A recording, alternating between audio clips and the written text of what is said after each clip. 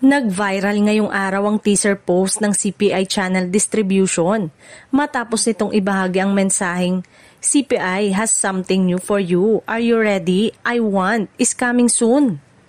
Kasama ng caption ng isang graphic na tablet na may ew icon na agad na nagpaalala sa kilalang I want TFC platform ng ABS-CBN.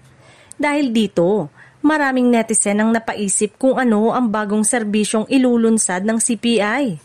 Sa ngayon, wala pang inilalabas na dagdag na detalye ang CPI ngunit sapat na ang maikling anunsyo para magpasiklab ng excitement at espekulasyon sa online community.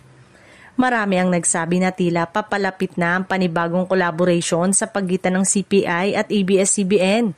Lalo't kilala ang CPI Channel Distribution sa pagdadala ng digital at broadcast content sa mas maraming viewers. Ang tanong ngayon, ano ang eksaktong coming soon?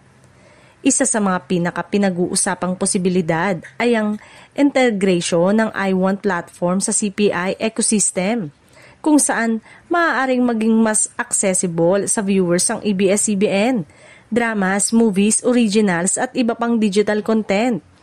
Kung mangyari ito, malaking dagdag ito sa lineup ng CPI, lalo na para sa mga subscriber na naghahanap ng mas maraming entertainment option. Hindi rin malayong maging bahagi ito ng patuloy na hakbang ng ABS-CBN na palawakin ang distribution ng kanilang content sa iba't ibang platform. Lalo na ngayon, aktibo ang network sa partnership at digital expansion. Kung iWant nga ay susunod na isasama sa CPI, magiging mas madali para sa mga manonood na ma-access ang kanilang mga paboritong programa. Sa ngayon, naghihintay ang publiko ng official confirmation at mas malinaw na detalye mula sa CPI. Pero isang bagay ang sigurado, ang teaser pa lang ay sapat na para magbigay ng malaking ingay sa social media at magpasimula ng excitement sa mga fans ng ABS-CBN content.